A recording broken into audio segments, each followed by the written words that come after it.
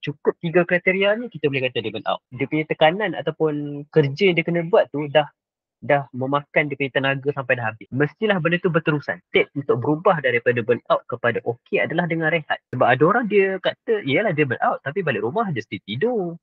Kan ada orang macam, yelah pergi kerja tapi balik rumah rasa kosong je, asyik tidur, manjang. So nak kata burnout, kalau ikut definisi ya, tak kira burnout lah. Sebab dah tidur sepanjang hari, malam, lepas tu esok pergi kerja balik, should be energized. Adakah imposter syndrome ini betul kewujudannya? Imposter syndrome ni memang wujud lah, imposter syndrome. Sebab saya rasa istilah imposter syndrome ni memang popular dalam kalangan anak muda sekarang, terutama bagi orang yang high achiever. Imposter syndrome dia bukanlah ke arah masalah kesihatan mental, tapi orang yang ada imposter syndrome ada tendensi untuk ada masalah kesihatan mental daripada situ. Pernah tak dalam your journey ini Tuan menyesal bercakap tentang mental health, fokus tentang psikologi? Ada sekali. Ada. Okey sekali. Dia bukan menyesal ambil bidang ni, tapi menyesal berkongsi bidang. First time saya kena tahap bahan teruk dan saya macam delete tweet tu. Lepas tu saya tulis lah yang saya dah takkan berkongsi dah pasal mental health. Oh, okay. Wow. You're listening to the Sire Skill Podcast, where we share and talk about how anyone, and we mean anyone, can grow business from just your skills.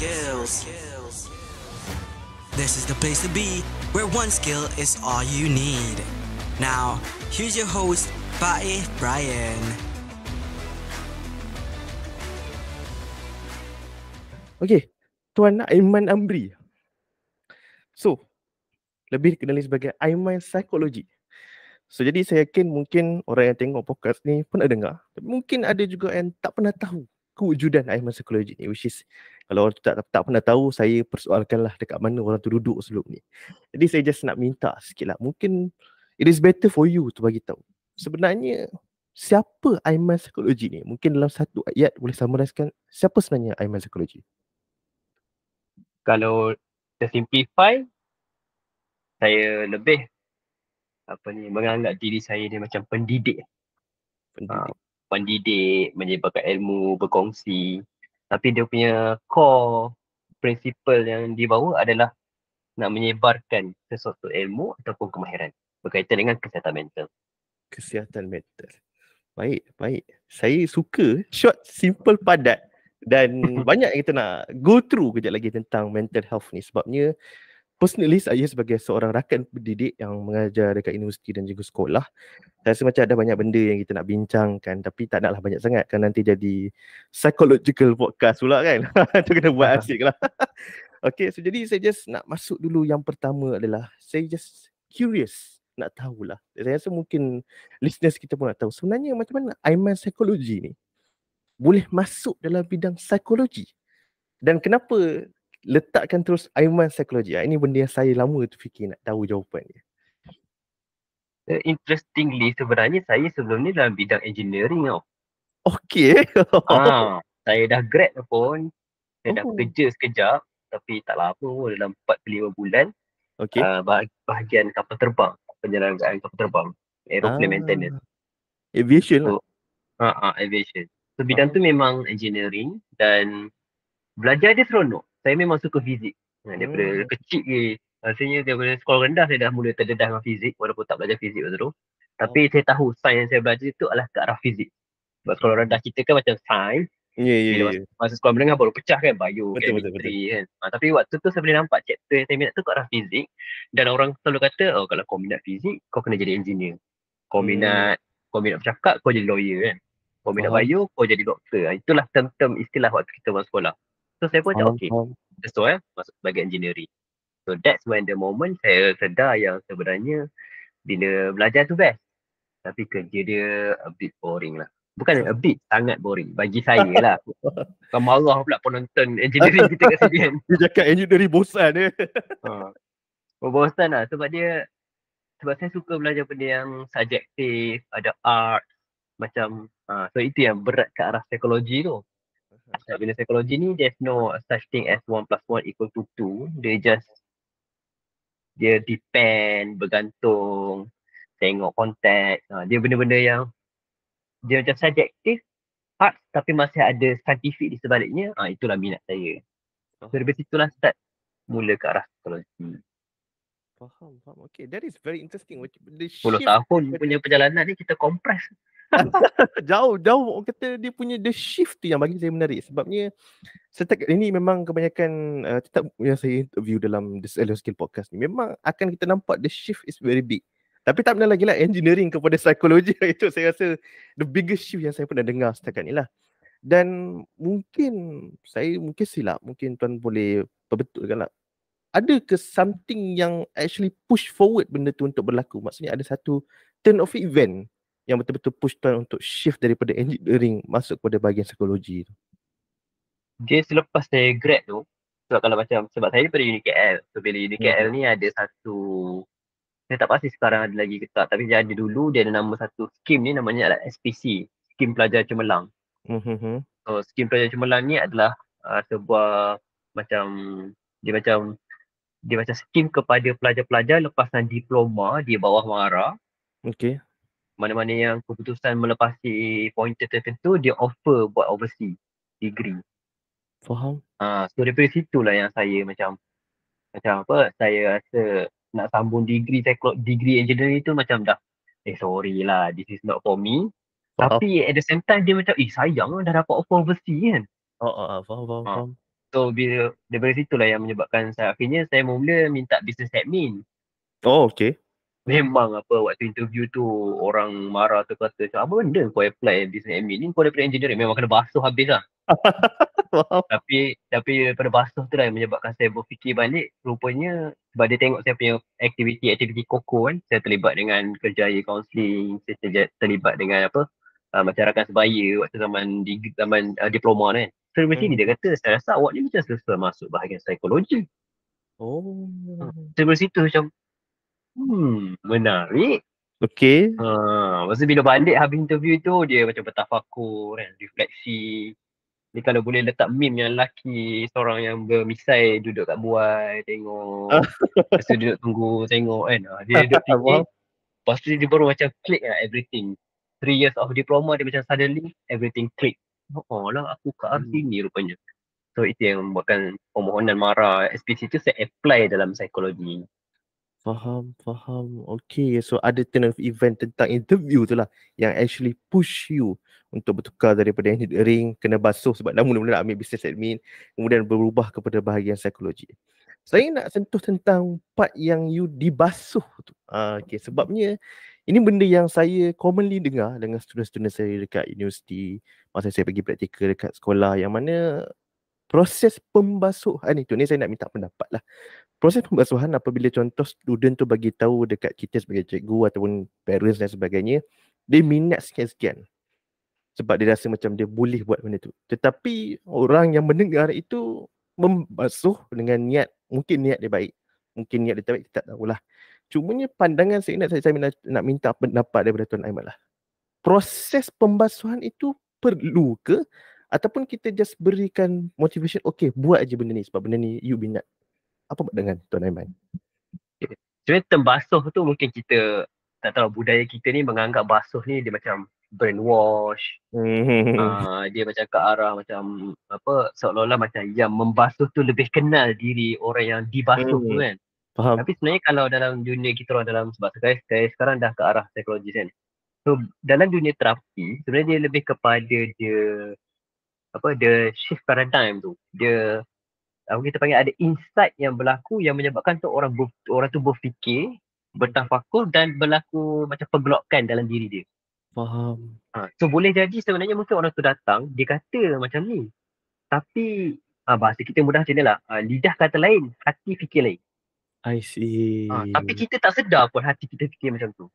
Okay. Sebab kalau lidah kita dengan hati fikir yang sama, maksudnya memang aku nak jadi engineer contohnya. Bila kena basuh macam tak ada, aku memang nak jadi engineer. Okay. Tapi proses pembasuhan oleh interviewer tu berlaku sebabnya lidah saya kata business admin, tapi hati tak sedar pun rupanya ke arah psikologi. Okay.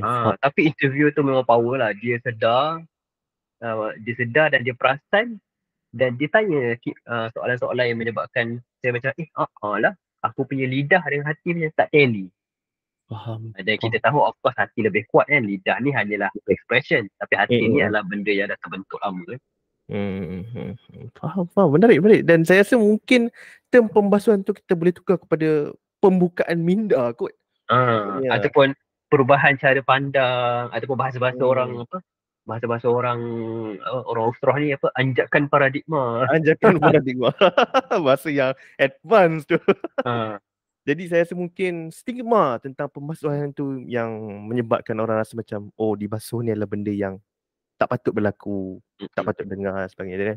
Banyak benda yang stigma yang saya nak tanya sikit lagi lah. Dan salah satu stigma yang mungkin tuan pernah lalui sendiri ataupun tuan pernah dengar daripada you punya patient ke, yang mana saya mungkin pernah dengar juga sebab saya banyak juga berkonsult dengan orang tapi dalam bidang lain lah, dalam bidang bisnes, penjual dan sebagainya. Adalah satu stigma yang mana tentang burnout. Tentang burnout. Tak sentuh tentang burnout. Dan tentang burnout ini salah satu benda yang apabila orang datang tanya dekat saya, dia beritahu yang dia dah buat benda ni, benda tu tak nampak hasil dan menyebabkan burnout. Adakah betul itu burnout ataupun sebenarnya burnout ni adalah puncanya benda lain dan akibatnya adalah benda lain? So burnout ni kalau secara definisi lah kita ambil dia zahiriah, the original term, sebenarnya burnout ni merujuk kepada, dia hanya tertakluk kepada pekerja. Pekerja sama ada di pejabat ke, di mana-mana lah. Asalkan dia bekerja, dan kita kata ni bekerja ni maksudnya ada kerjaya occupation lah. Bukannya, saya faham di rumah pun bekerja, saya tak nafikan. Tapi nak kata term tu muncul asal dari situ. Faham. Analogi paling mudahnya ibarat macam kita nak pergi Johor, minyak dah habis. Sebab apa? Sebab kereta tu dah bergerak daripada semalam lagi. Tapi bila bagi tahu bos kata, boleh lagi ni, kau kena push sikit lagi. Padahal minyak memang dah habis kan. Minyak dah habis lah, faham. Bagilah kata positif macam mana pun, kereta tu akan mati juga. So itu antara definisi asal. Tapi zaman sekarang, istilah burnout tu dia dah semakin terpakai kepada semua.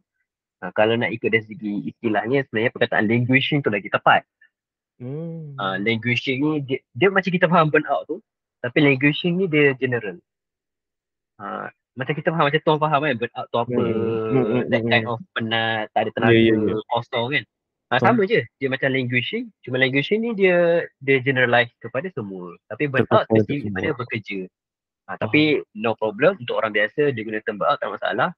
Merujuk pada soalan tuan kata macam mana bila orang tu dah buat something, susah nak kata dia sama ada dia burnout ke ataupun mungkin putus asa dan sebagainya kan.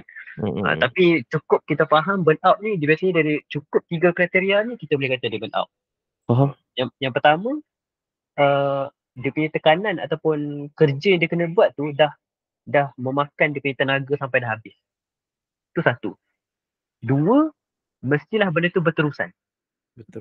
Bukannya macam hari ni je rasa burnout nak mampus kan. Maksudnya esok pergi kerja happy. Faham. Dia mesti berterusan. Maksudnya esok, lusa kan.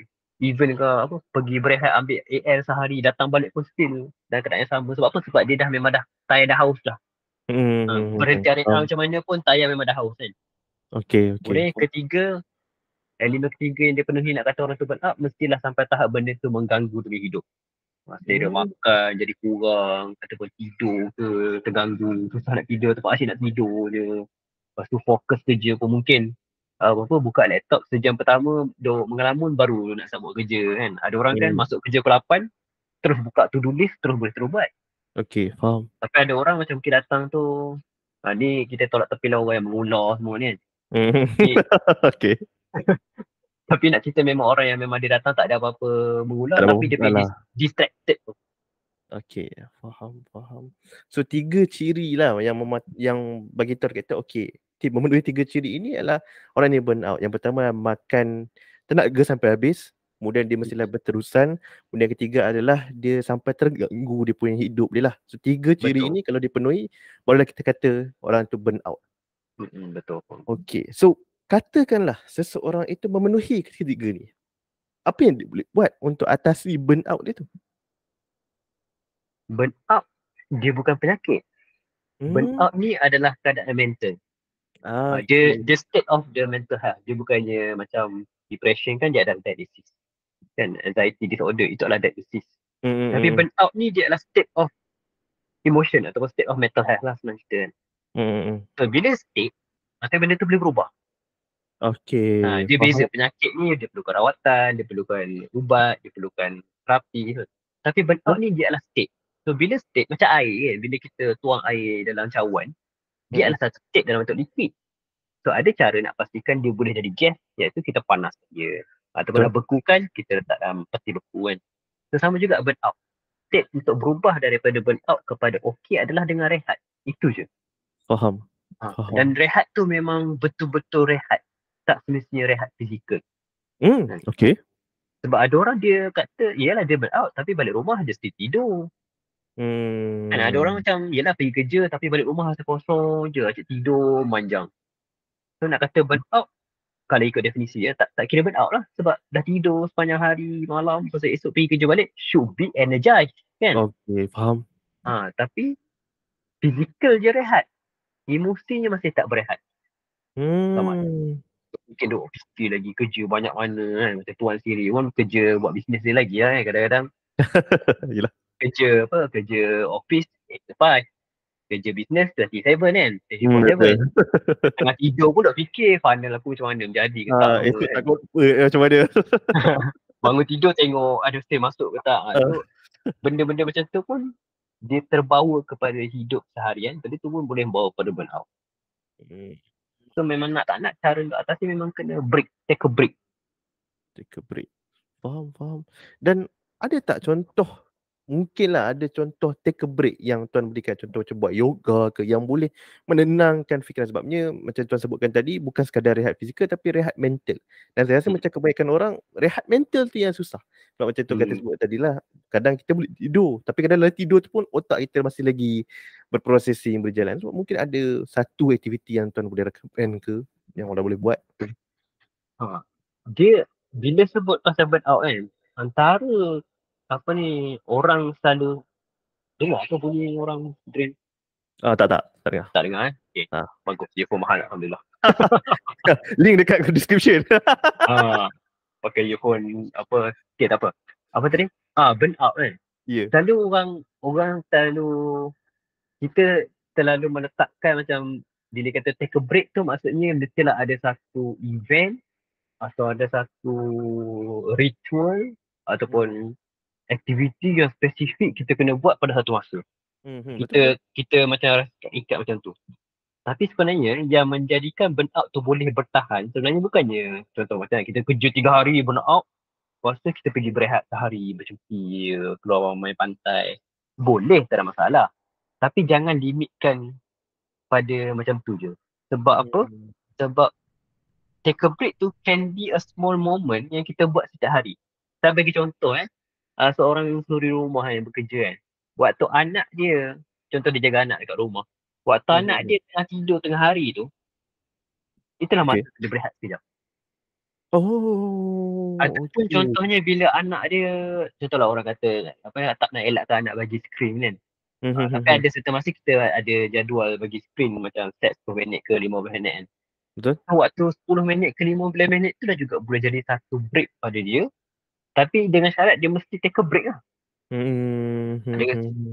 Can be as simple as mandi. Mandi seorang-seorang. The state of doing things that you do, maksudnya tak perlu macam mandi, bukannya kena fikir kan. Bukan betul. Sabun tangan kanan ke tangan kiri. Nak gosok kepala macam ni ke gosok macam ni. Kita tak fikir, benda tu autopilot, betul tak? Betul. So aktiviti yang macam ni, yang kecil autopilot yang kita buat setiap hari, bila kita letakkan kerehatan minda waktu itu, that kind of small break ni lah yang menyebabkan burnout tu macam boleh tahan lagi lama. Bukan burnout, kita boleh bertahan dengan burnout lebih lama. Okay, faham. So, jangan terikat. So kadang bila saya cerita dengan patient ni, cerita pasal kena rehat, kadang ada orang kita terlalu macam limitkan bila kata take a break ni macam alamak nak kena pergi hiking ke, nak pergi travel lah, nak pergi travel ke kan. So jangan limitkan macam tu. It can be a small thing that you do every day yang rasa macam benda tu just everyday life, everyday routine. Tapi bila kita meletakkan kerehatan waktu itu, percayalah dia macam ni lah, dia macam kita drive, enjin panas ni. So kita take a break sekejap, berhenti R&R. Kita jalan lagi, lepas tu berhenti lagi R&R. Jalan lagi, berhenti R&R. Dia tak semestinya kena berhenti R&R yang cantik, yang dia punya jambatan gantung semua baru kita berehat. It can be berehat dekat jalan kan ada, kan kita drive jauh-jauh kadang ada satu R&R yang kita tertipu, ingat kan ada surau semua. Lah tandas dia. Betul. It can be perhentian macam tu pun okey lah. Okay, so kalau saya faham dengan betul, basically kita nak break the cycle lah dengan rehat-rehat pendek-pendek ni dalam seharian kita ni. Sebab tekanan tu dia terkumpul. So kita macam berhenti sekejap supaya dia tak berhenti. Kalau graf lah kan, dia macam naik, dia turun sikit. So naik balik, dia turun sikit. Okay. This is very interesting to me sebab saya memang orang-orang yang seperti yang Tuan Aiman cakap lah, burn out ni kena pergi travel, pergi bercuti seminggu, tinggal laptop tak bawa, kucing pun tinggal sebagainya. Tak payah fikir semua benda tu. Tapi macam bila Tuan explain ni saya macam betul juga sebabnya kita sebenarnya nak kena break the cycle tu, jangan biar benda tu berterusan. Dan I think benda ni bermanfaat dan saya rasa mungkin ramai yang tak tahu tentang benda ni dan mungkin selepas Tuan kongsikan ni kita boleh pastikanlah lebih ramai orang jelas tentang burnout tu sendiri dan macam mana kita nak atasi. Kemudian saya nak masuk kepada benda yang kedua dan ini berkaitan dengan, of course Tuan adalah ahli komuniti kita yang menjual skill kan, dan Tuan tahu kita punya audience pun antara yang orang yang bekerja dan juga nak buat side income dengan menjual skill. Cumanya kebanyakan orang yang saya jumpa yang datang tanya kat saya, kebanyakan mereka ni hadapi satu situasi ataupun ada satu benda yang menghalang mereka. Ketakutan yang buatkan mereka rasa macam saya tak boleh buat. Dalam bahasa lain mungkin imposter syndrome. Tak salah saya. So jadi saya cuma nak bertanya lah soalan yang pertama tentang imposter syndrome ni, adakah imposter syndrome ini betul kewujudannya? Dan yang kedua adalah kalau betul dia wujud, macam mana kita nak atasi dia? Mungkin tak semestinya untuk orang nak buat duit online dan sebagainya, tapi mungkin dekat tempat kerja ada imposter syndrome macam aku tak boleh buat lah projek ni, tak apalah kau buatlah bagi orang lain lah. Apa pandangan Tuan? Imposter syndrome ni memang wujud imposter syndrome ni. Sebab saya rasa istilah imposter syndrome ni memang popular dalam kalangan anak muda sekarang, terutama bagi orang yang high achiever. High achiever tu tak semestinya akademik, tapi boleh jadi juga benda yang bersifat dalam kerja kan, dalam apa-apalah aktiviti seharian dia buat kan. Okay. Jadi antara benda yang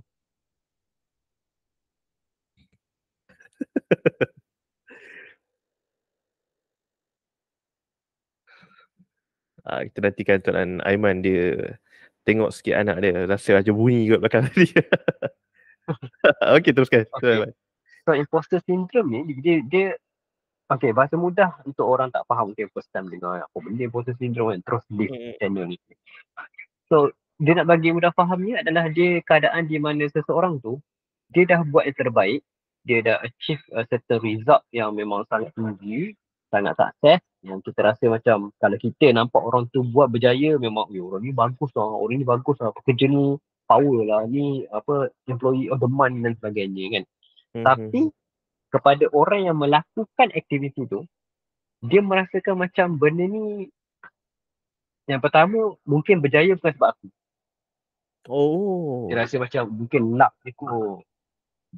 Yang pertama, maksudnya dia cuba mencari, dia merasakan macam ada elemen luaran yang menjadikan dia berjaya ataupun high performance tu bukan sebab dia. Kemudian yang kedua boleh jadi juga sebab dia rasa macam betul ke aku buat ni? Macam aku rasa aku buat macam ni tapi macam result ni lebih macam sepatutnya macam kurang, tapi macam lebih daripada yang sepatutnya aku. Dia rasa macam aku tambah 1 tapi kenapa jawapan dia 10? Macam tu lah. Faham. So it can be a lot of reason. Boleh jadi faktor cara dibesarkan, boleh jadi faktor persedaran. Kita nak kata benda ni dia terlalu umum lah sebab orang lain dia punya bukan cinta, lain dia punya situasi hidup. Tapi antara benda yang membantunya adalah kita cuba kita bukan nak sampai tahap macam okay aku berjaya sebab aku. Itu dah jadi overconfident belagak pula.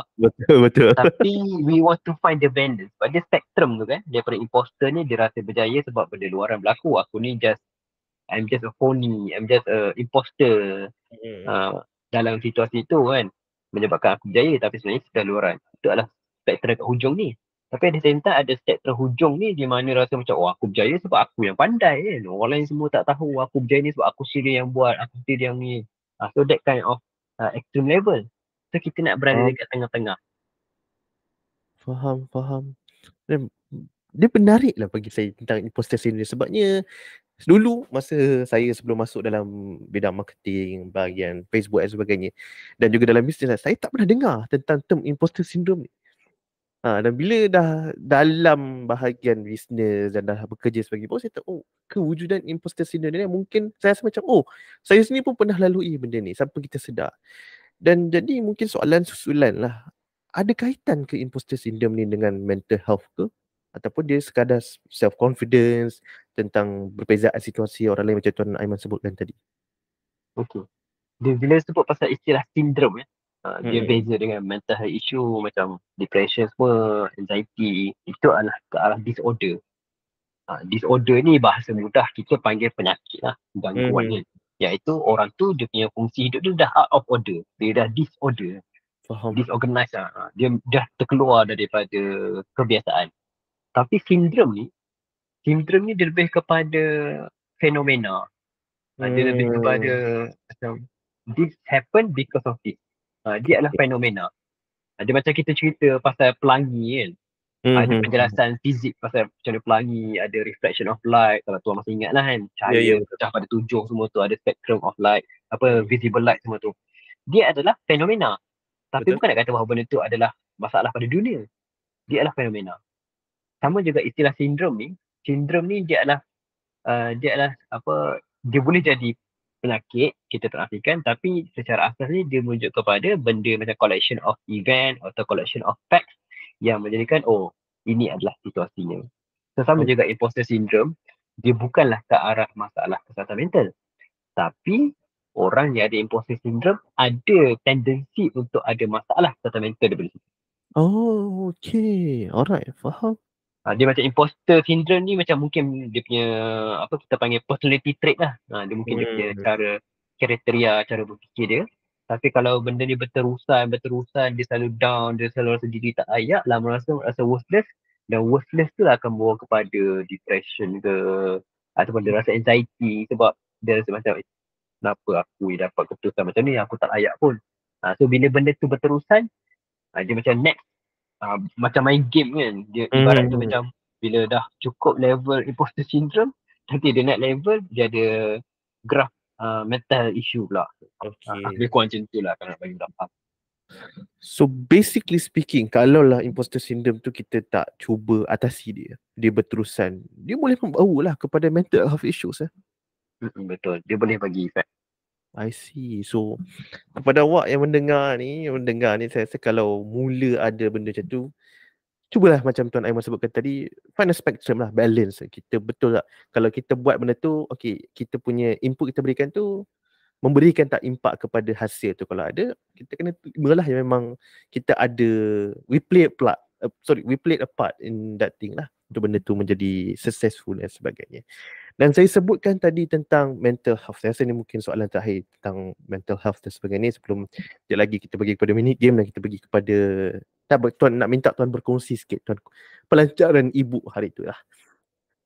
Berkaitan tentang mental health ni, saya nak tanya dulu lah, dah berapa lama Tuan berkecimpung dalam bidang mental health ni sebenarnya? Berkecimpung profesional ni, dia sebenarnya minat ke arah mental health ni sejak pada belajar psikologi lagi kan, which is tahun 2013 dulu. Tapi yang maksudnya saya dah mula ke arah, mula nak menyebarkan, nak mendidik kan. Sebab dia bukannya something yang macam, okay aku mula tak ada buat apa, tiba-tiba rajin minat. Dia macam tiba-tiba share buat YouTube channel. Dia tak ada macam tu lah. Tapi dia adalah proses yang berlaku secara berperingkat kan. Dan dia bermula dengan saya buat ni je. Saya suka buat Facebook live. Dengan saya suka tulis artikel pasal psikologi. Okay, faham. Waktu saya dekat waktu belajar kat UK dulu, rasa almost every Jumaat saya buat live. Lepas main Jumaat, sebab kat sana kelas memang tak ada lah lepas Jumaat. So balik tu dengan pakai baju Melayu semua, saya buat live 1 jam. Cerita pasal psikologi lah. Pasal Okay, personality. faham. Tapi sebenarnya selain daripada nak berkongsi, dia juga adalah lebih kepada sebab cara saya nak ingat balik apa yang saya dah belajar minggu tu. Okay, faham. Dia Cara macam nak orang revise kata, lah. dia kata if you want to understand, you need to teach others kan. Hmm. So sebab saya nak share benda tu, menyebabkan saya baca dan saya explain. Tapi benda tu lama kelamaan jadi ke arah mendidik, saya mula buat live, ada ni dan macam-macam topik pasal psikologi. Dan secara tak sedar, saya cakap secara tak sedar, orang jemput bagi talk. Okay, Saya faham. berkongsi kat social media juga. Dan saya ingat saya dulu ada akaun Twitter 2010. Lepas tu saya tak aktif. Dia macam biar berhabuk. Lepas tu lepas saya grad tu, kawan saya ajak saya masuk Twitter. Lepas saya dah aktif kat Facebook, memang selalu buat live, ada orang ajak masuk Twitter. Faham. Nak kata betapa bodohnya waktu tu kan, buat Twitter, tak tahu pun berbenang ataupun track tu apa. Wow.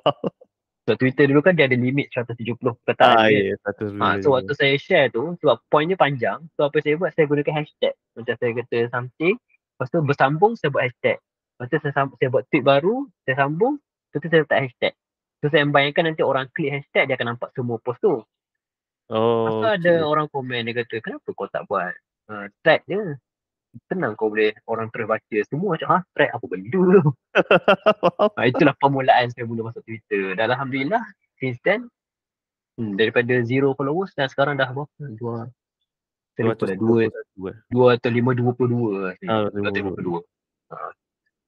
Okay, Tapi start dari situ lah. Dia slowly berperingkat. Dia macam start dengan kongsi, menulis. Lepas tu buat live. Lepas tu aktif Twitter. Lepas tu buat thread. Lepas tu buat ni. Lama-lama orang jemput bagi talk. Lepas tu lama buat webinar. Lepas tu waktu PKP tu lagi melonjak. Permintaan nak buat webinar semua. So dia peringkat. Dan akhirnya jadilah Coco Crunch. Saya lah sekarang. Jadi Coco Crunch. Macam tu lah. Belakang tu lah. Coco Crunch punya pokok. Lagu iklan. Okay. Baik, so dalam tempoh berapa lama tu sebenarnya yang tuan dah bekerja pun? 5, 7, 10 tahun? Berkongsi tu lama dah daripada 2015-2016. Tapi nak kata bekerja dalam bidang tu, lepas saya grad tu saya dah bekerja dalam bidang ni. Okay, so kalau 2016 lah, lebih kurang 2016. So lebih kurang 8 tahun. Lebih kurang 8 tahun lah. So 2016 sampai sekarang. Lebih kurang, kalau maths saya betul, saya rasa lebih kurang 8 tahun lah. Macam betul. Okay, so dalam tempoh masa 8 tahun, soalan saya, tuan nampak sebenarnya mental health dekat Malaysia specifically semakin okey ataupun semakin merosot sebenarnya? Mental health awareness semakin luas. Sebab dulu kalau cerita pasal depression, semua orang tanya apa benda depression ni. Ada stigma. Setengah stigma, orang tak tahu pun. Tak tahu depression. Tak tahu pun istilah depression. Orang tak tahu pun istilah anxiety. Tapi zaman sekarang bila sebut je, hampir semua ada komen pendapat masing-masing. Betul. So bila dia awareness tu saya nampak semakin bertambah, Alhamdulillah. Tapi dari segi situasi tu, pandangan peribadi lah kan. Walaupun statistik tak keluar lagi. Tapi pandangan peribadi, sejak daripada pandemik ni, semakin merosot lah. Bukan Malaysia je, satu dunia. Betul. Sebab apa saya tanya? Sebab saya sebenarnya nampak dengan generasi muda lah specifically, sebab saya banyak bergelumang. Perkataan tak betul, tapi saya tak tahu kata apa. Dengan student-student saya banyak borak, bukan dalam kelas tapi di luar kelas dan sebagainya. Kita boleh quote unquote macam identify, boleh nampak student ni ada yang mungkin mental health dia affected, mungkin dia cara dia bercakap tu terlalu tak confident atau macam takut-takut dan sebagainya. So saya rasa macam kalau saya bandingkan dengan saya di zaman sekolah dulu, perbezaan tu memang agak ketat. Itu kenapa saya bertanya, dan saya rasa macam bila tuan berikan pandangan macam tu, saya boleh kata macam betul lah apa firasat yang saya rasakan sebelum ni lah. Dan kita harap yang mungkin selepas ini tuan akan terus berterusan lagi berkongsi dan membantu lebih ramai orang lah dalam bidang mental. Okay, sebelum kita masuk kepada you punya ibu punya pelancaran dan you menjual you punya skill dalam bidang psikologi, berkongsi tentang psikologi dan bina audience sebagainya, kita ada mini game kita yang saya bagi sebagai skill versus skill. Okay, so basically saya akan tunjukkan satu card yang akan ada dua jenis skill dan tuan just bagi tahu dekat saya mana satu skill yang lebih power. Lebih power in terms of kalau orang tu ada skill ni memang dia power lah. Dan skill tu tuan rasa personally skill tu boleh dijual, boleh buat duit lah dengan skill tu. Okay, so kita pergi kepada yang pertama. Okay, yang pertama adalah ambil ni lah. Okay, this is the first one. Social media marketing versus content creation. Ni lebih power maksudnya lagi demand dia. Macam lagi tinggi. Boleh Macam lagi demand. Yeah. marketing kot. Social media marketing. Hmm. Okay, kenapa? Sebab content creation ni dia mungkin limit pada content dia sendiri ataupun dia buat content pada orang. Okay. Which is dia memerlukan untuk belajar, untuk apa, untuk kupas, untuk maksudnya nak kuasai topik tu ambil masa. Faham. Tapi social media marketing ni jumpa dah macam-macam mana content creator pun, kita just kena tahu game dari segi siapa target audience, ads apa nak pakai, nak buat funnel semua tu. Maksudnya framework tu dah ada. So dia terpakai kepada semua jenis content creator. Okay. Okay, menarik. Saya nampak. Okay, baik. Saya suka game macam ni sebabnya setiap orang yang saya interview lain-lain jawapan dia. Okay, seterusnya. Data analysis versus storytelling. Susah ni. Saya rasa data analysis lagi mahal dan lagi market berbanding storytelling. Okay, kenapa? Sebab storytelling ni dia macam soft skill yang berguna mungkin seorang trainer ke atau seorang motivator atau cikgu ke, anyone yang memerlukan dia storytell as part of the explanation kan. Okay. Tapi dia something yang subjektif dan dia terhad kepada waktu dia kat situ. Maksudnya dia kena ada baru benda tu jadi. Okay. Tak kisahlah rakaman ke, macam kursus ataupun dia live ke ataupun dia depan. Tapi data analysis ni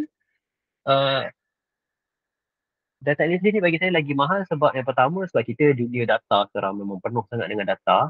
Okay. Dan dia tak perlu evolvekan dirinya. Contohlah dia buat data pasal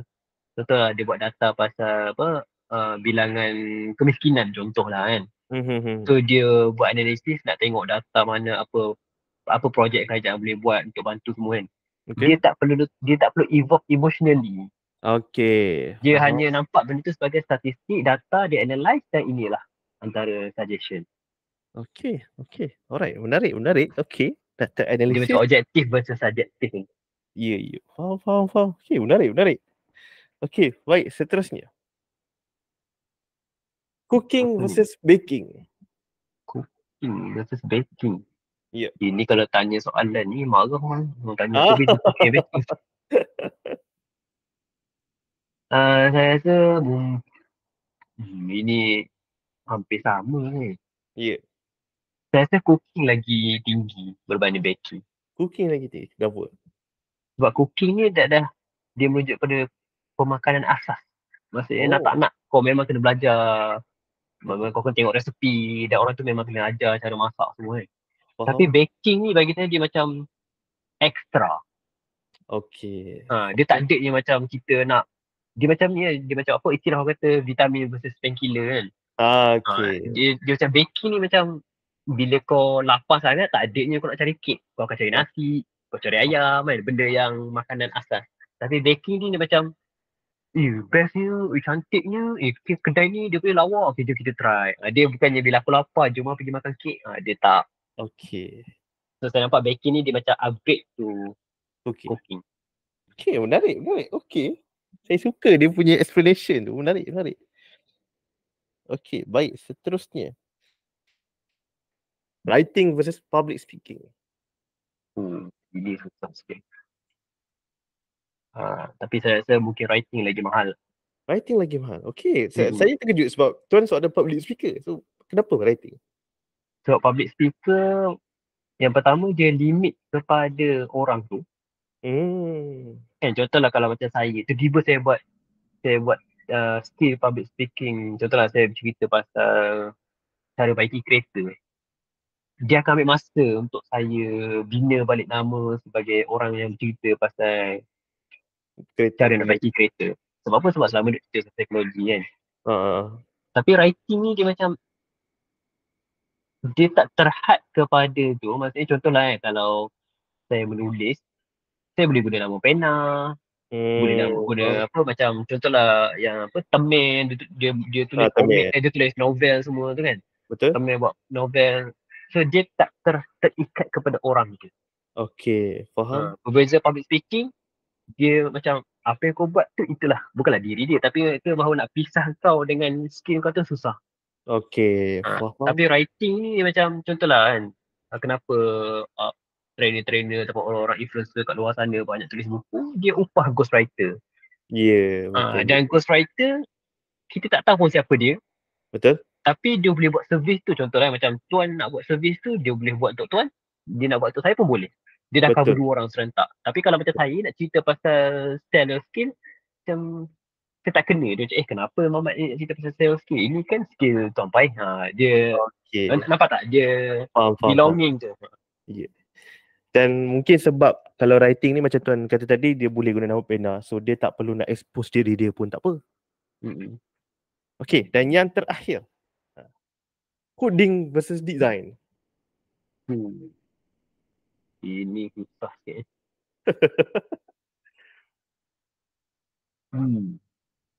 Dia ni both equally mahal ni. Ya. Tapi ya saya rasa mungkin sekarang yang mahal adalah susah ni sebab dua-dua mahal. Betul. Kalau saya rasa yang lagi mahal, lagi susah ni mungkin adalah itulah dia nak jawab yang ni kita Tapi rasa dia tengok mahal. macam ni. Saya rasa mungkin coding lagi mahal. Coding? Kenapa? Dua-dua macam contohlah, dua-dua melibat. Macam coding dia a bit terhad kepada sistem development, apps, semua benda-benda yang memerlukan digital information kan. Betul? Design ni dia luas, boleh jadi graphic design, boleh jadi website design, dia lagi luas lah dia punya ni. Betul? Tapi kenapa saya pilih coding? Sebab coding ni dia adalah core of the system. Okay. Faham? Design ni adalah dia aesthetic, dia functionality. Contoh bahasa mudah lah kan. Kalau coders kepada website saya buat hal, website saya terus tak beroperasi. Okay, faham. Tapi kalau design saya buat hal, mungkin orang buka macam tak menarik kan. Lepas tu dia pun tinggalkan page tu. Betul, tapi website masih lagi berfunction. Tapi website masih berfungsi. Cuma mungkinlah conversion kurang, visitor kurang. Tapi still website tu ada. Okay, faham. Okay, menarik. So dia basically coding ini asas lah. Design tu tak akan ke asas. Okay, baik. Thank you so much sebab main game tu dengan saya. Saya suka dan saya buat benda ni sebab kita nak tunjukkan yang sebenarnya at the end of the day skill-skill ni opinion masing-masing. Dan terpulang mana satu yang kita rasa okey dan kita boleh ambil dan kita boleh jual. Baik, kita nak masuk kepada bahagian seterusnya tentang pelancaran e-book tuan baru-baru ni. Tak salah saya nama dia Ramadan Reborn Worksheet. Okay, dan soalan saya pertama. Saya memang daripada hari tu saya nak tanya, daripada tuan bagi tahu kat saya tuan nak launch benda ni kan. Kenapa tuan specifically launch Ramadan Reborn Worksheet? Maksudnya kenapa buat e-book tu ataupun time Ramadan? Maksudnya kenapa specifically fokus kepada Ramadan Reborn? Kenapa macam mungkin belum ni saya je tak tahulah tuan ada, tapi mungkin kenapa tuan fokus untuk launchkan benda tu? Okay. Sebenarnya sebab saya punya projek Ramadan Reborn ni memang saya buat daripada 3 tahun lepas lagi. Cuma sebelum saya buat dia macam tak berstrategi macam sekarang. Dia sebelum dia macam apa orang kata kan zaman kan ada apa BC dengan DC kan, before price dan after price kan. Ya, betul. Saya ni saya ada BP dengan AP kan, before pay dengan after pay. Okay, saya nak cut bahagian tu. Okay. Bagi aku So, saya punya menarik. strategi saya dalam menjual ke marketing semua ni, dia ada fasa sebelum saya mula diperkenalkan dengan konsep funnel dengan selepas konsep funnel. Okay, Kalau macam sebelum ni, projek buat, bagi hint sikit, lepas tu bila lancar, promote like hell lah. Kan, 3 minggu, 4 minggu promote, akhirnya terjual habis. Tapi bila guna strategi macam ni, dia lagi membantu. Dan kenapa tuan kata kenapa saya fokus pada Ramadan. Yang pertama, macam cakap, dia adalah projek yang memang saya buat setiap Ramadan. Yang kedua, sebab Ramadan bagi saya adalah satu fasa yang menarik untuk kita buat perubahan. Sebab the core principle yang daripada Ramadan Reborn yang saya buat adalah perubahan, transformation. Faham. Tapi nak buat nama Ramadan Transformation tak sedap. Itu yang suka dia. Itulah. So, reborn tu dia macam metafora kepada reborn your soul, reborn your thinking, perspective, yourself semua menjadi lebih suci. So dekat sini saya tambah sikit elemen kesihatan mental. Iaitu dalam worksheet ni adalah reborn ni adalah untuk jadi orang yang baru yang lebih sedar dengan kesihatan mental dia. Faham. Dan ibu ni baru cerita pasal memantau je. Dia belum cerita pasal nak merawat, nak membantu diri. So mungkin dia next stage nanti. Tapi yang awal ni lebih kepada nak bagi sedar. Sebab macam saya cakap tadi, awareness tu dah makin bertambah lah. Ramai orang dah aware lah depression apa ni. Tapi orang dah, yelah dia aware. Tapi okay, what's next?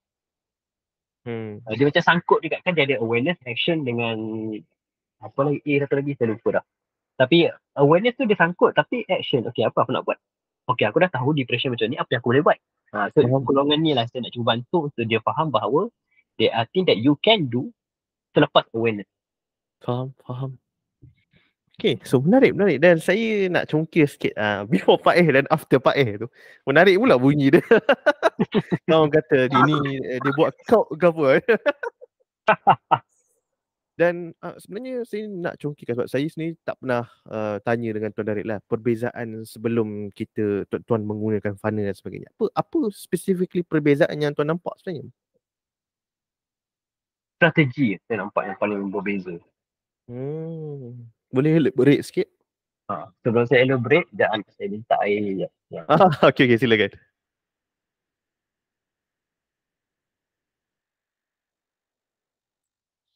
Okay, so before Pak dan juga after Pak. Menarik tu. Komen dekat bawah.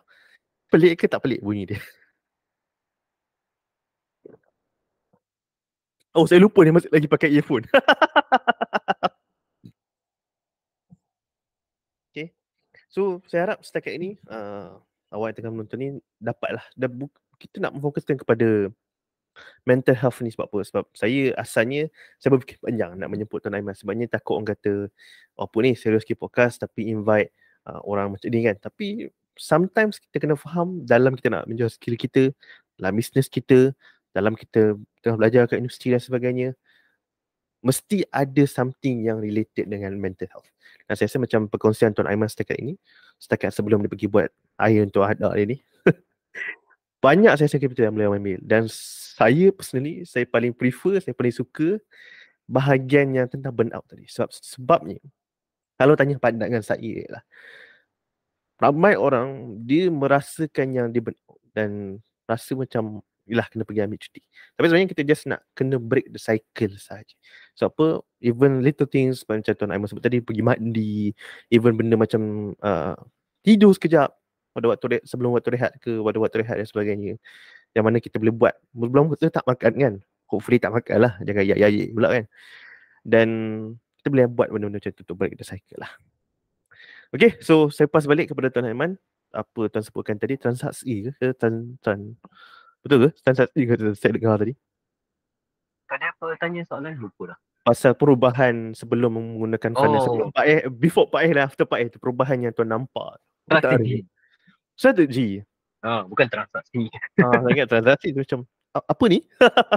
Tapi transaksi pun ya juga kan. Okay. Tapi dia konsep strategi ni saya nampak. Saya selalu ada satu problem. Saya rasa Tuan Pai pun nampak problem ni dengan Aiman yang lagi seorang tu, Aiman Azlan. Dia nama kita orang sama tapi dia Aiman yang kurang handsome sikit. Okay, baik. So problem kita orang sama sebab saya dengan dia, kita orang yang punya perjalanan mendidik ni, educating ni hampir sama. Cuma saya ke arah psikologi klinikal, dia ke arah counselling dan keluarga pasangan. Betul kan?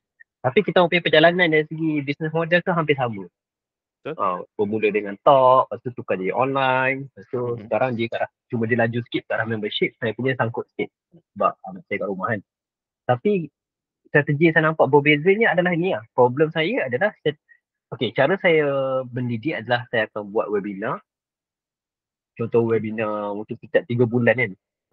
Dan webinar tu something yang very specific lah. Contoh pasal burnout. Ataupun burnout, webinar pasal anxiety. Dia very specific. Dan cara saya buat adalah, saya buat webinar. Dia macam pandangan daripada orang luar. Dia macam, tiba-tiba dah ada webinar. Okay. Faham. Tiba-tiba dah ada link. Tiba-tiba mamak ni buat track pasal burnout. Bawah promote webinar. Dia macam tiba-tiba pendaftaran tu memang slow lah. Okay. Sebab orang daripada proses AIDA tu dia macam bukan AIDA, dia dah je. Tak dah. Dia tak dah kan. Tak dah. Dia baru nak aware tiba-tiba dah kena decide nak daftar ke tak. Tapi ada juga yang daftar sebab apa? Sebab demand tu ada. Kan? Sebab orang cerita pasal burnout. Berapa ramai je orang psikologi kat luar sana cerita pasal burnout. So demand tu ada. Tapi strategi tu tak kena menyebabkan kadang promote 2-3 minggu baru dapat 50 orang. Akhirnya start. So promote. Dan saya punya style jual tu sama je apa? Webinar basic, webinar upgrade sikit dengan webinar premium kan. Itu ada basic ni just tengok. Webinar ni ada e-book. Lepas tu ni mungkin ada tambahan, ada e-book, ada buku kerja ke, ada rakaman pun. So itu je lah saya punya model. So my problem is adalah because kesihatan mental ni luas. Contohlah macam saya dah habis cerita pasal burnout. Lepas tu nak cerita pasal anxiety. So I just reinvent the wheel. Dia macam tak balik benda sama from scratch. Even database yang ada sebelum ni pun tak full use. Tak guna balik. Mungkin ada dari segi macam buat blast email pada semua. Kata ada webinar dan kapan after link kepada dia. So saya nampak dah problem ni. Tapi sebab waktu tu dia tak ada guideline. Kita tak tahu apa tools yang ada untuk selesaikan kan. So apa yang berlaku adalah saya banyak repeat the same cycle. Every 3 month webinar pasal depression, itulah dia punya model. Tapi slow lah. Tapi bila after pie ni, dia ada satu macam strategi nak menggunakan funnel. Yelah sebab saya follow 2 orang, Tuan Pai dengan Dr. Nasrikul kan. Cuma sebab Dr. Nasrikul dia ada membership lain, so saya tak join, so mahal sangat untuk saya.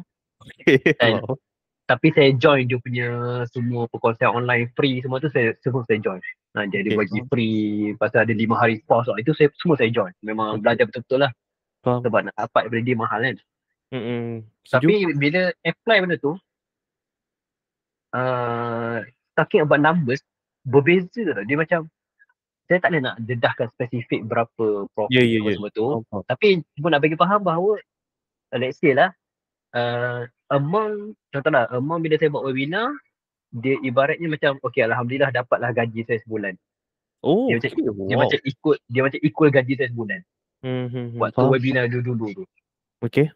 Tapi bila buat strategi yang macam Dr. Nasrikul ajar, Tuan Pai ajar, dia ibaratnya macam 4 bulan punya gaji.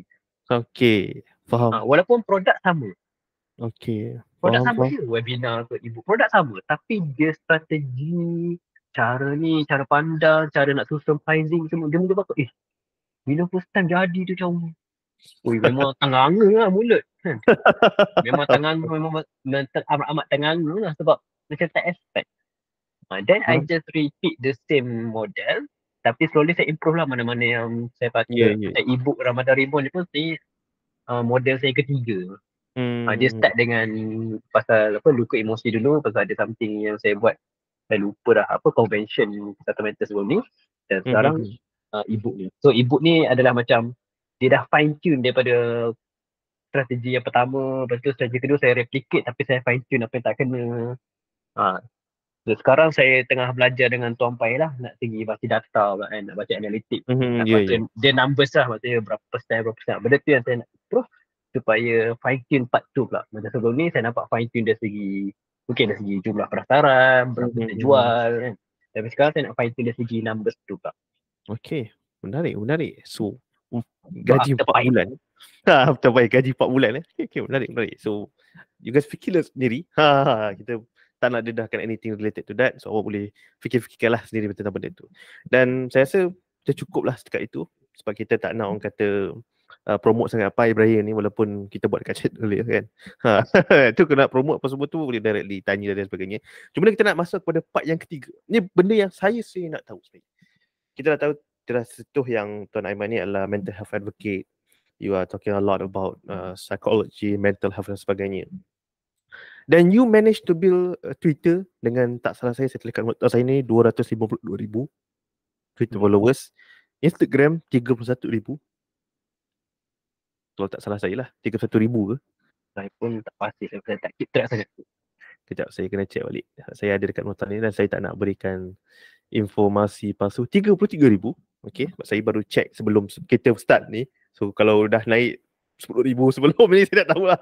Tapi itu latest number saya dapat. Cumanya my point here is that apa yang tuan buat yang mungkin tuan boleh kongsikan kepada orang yang baru nak start. Macam mana tuan start dulu. Sampaikan tuan boleh ada 252,000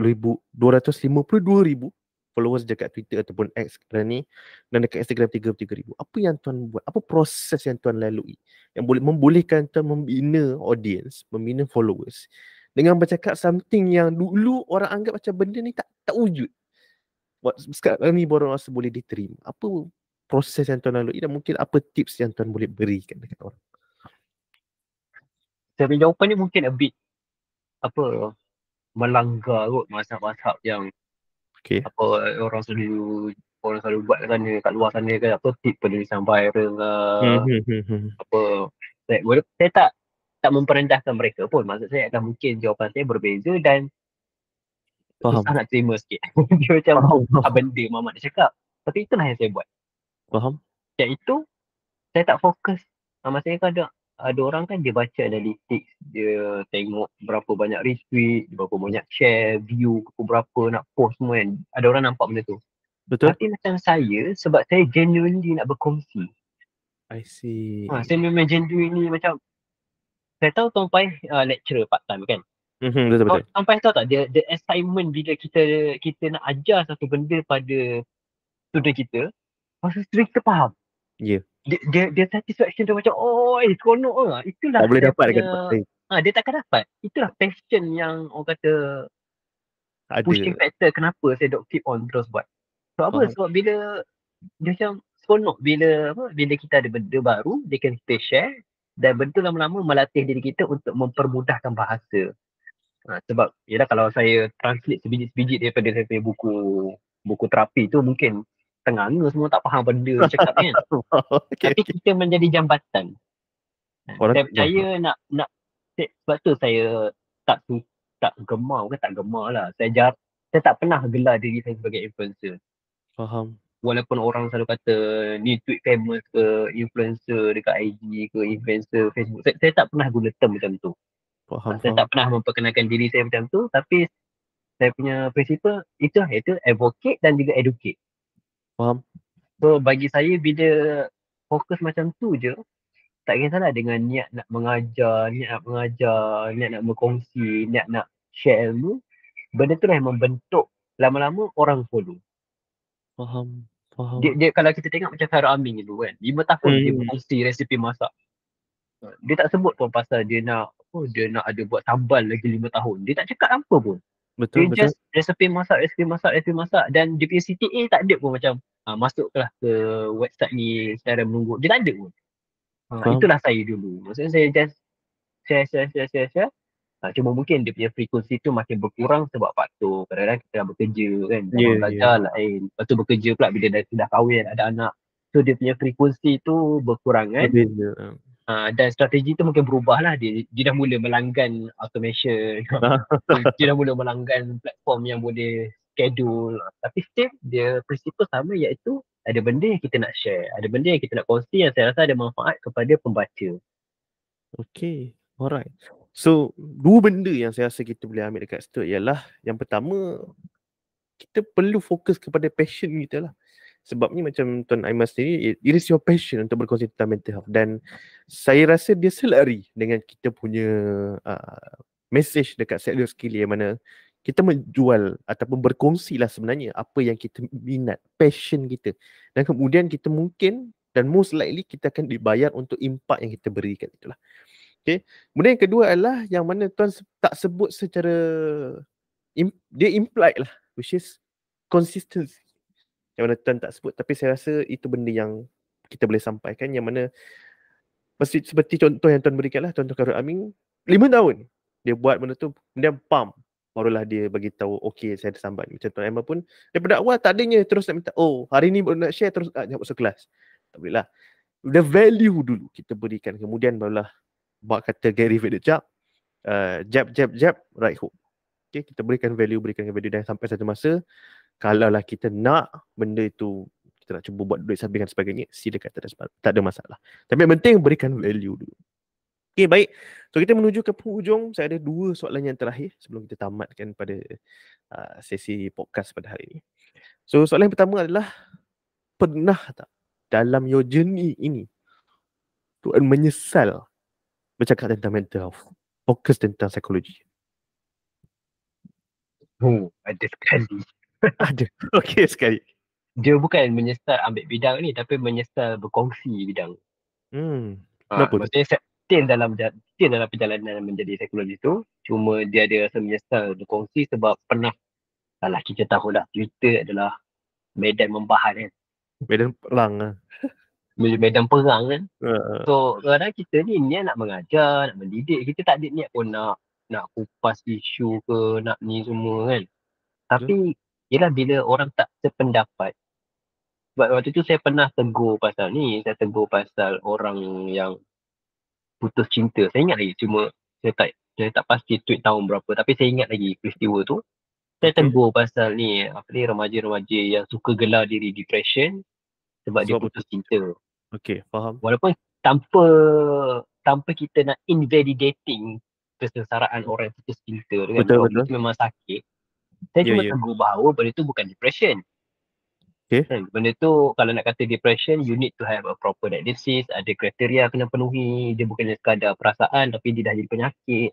Tapi saya tegur lah, mungkin saya tak tahu lah, mungkin wording saya tu a bit macam mana saya tak pasti. Tapi bila saya tulis tu memang viral, semua kata dia ni tak empathy lah semua. Pasal ada orang siap bagi paper kata heartbroken syndrome pun can be a mental health issue. Which is sebenarnya tujuan kita nak kata bahawa adalah dapatkan professional help. Bukannya sekadar putus cinta, lepas tu mengaku diri kita tengah depressed, ada masalah mental. Which is true, you have the masalah. But that doesn't necessarily that you have the penyakit.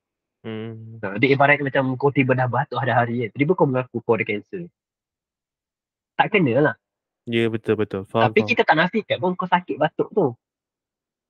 So bila kejadian tu memang teruk kena bahan. I think that's one of the first time saya kena tahap bahan teruk, dan saya macam delete tweet tu. Lepas tu saya tulis lah yang saya dah takkan berkongsi dah pasal mental health. Okay. Wow.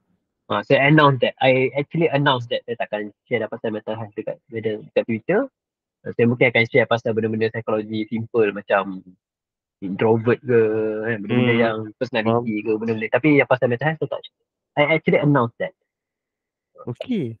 Tapi itulah bila saya tulis tu, itulah saya membaca komen-komen orang yang berterima kasih. Dan bila tentu baru saya nampak lah rupanya impact.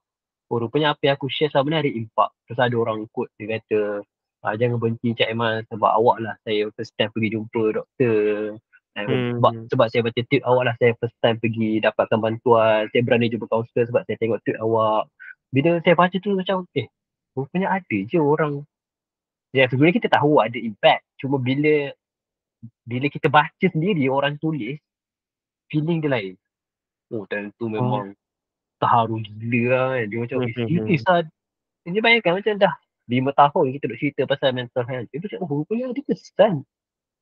Dan daripada situlah dia macam switch balik daripada rasa nak putus asa tu, dia terus rasa macam tak apalah, aku just fokus kepada yang orang nak dapat impact tu. Dan daripada situlah saya belajar butang blog.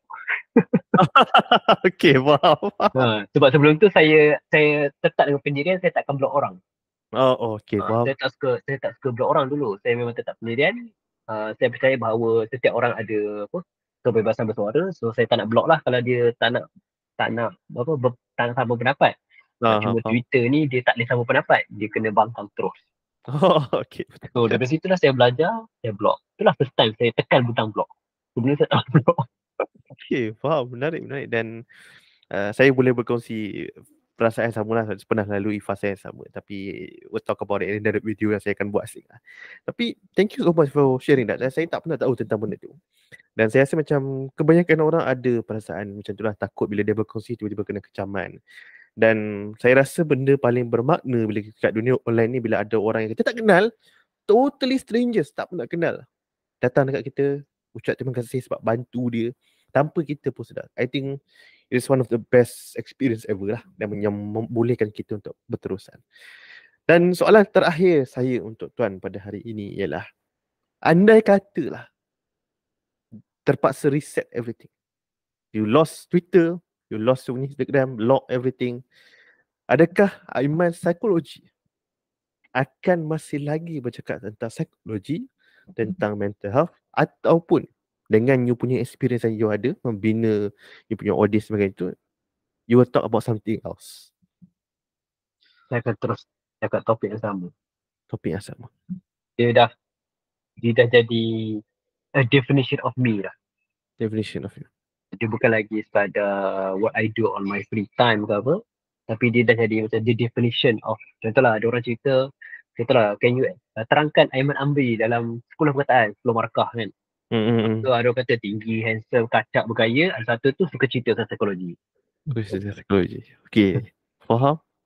Yang betul mungkin satu je lah yang hujung sekali je. Yang lain tu Subjektif tak apa, subjektif. saja. Dia asal jawab dapat markah kan. Jadi asal jawab. Baik. Terima kasih banyak Tuan Aiman Amri ataupun Aiman Psikologi tu sudi bersama dengan kita hari ini. Saya rasa banyak manfaat yang Tuan dapat berikan. Saya sendiri saya mendapat banyak manfaat, especially part-part awal dan juga sampai hujung sebenarnya. Tapi part yang burn out tu saya rasa saya memang boleh relate, dan saya harapkan awak tengah tengok ni pun boleh relate juga. Kita akan jumpa lagi dalam episod seterusnya. Sekian. Assalamualaikum warahmatullahi wabarakatuh.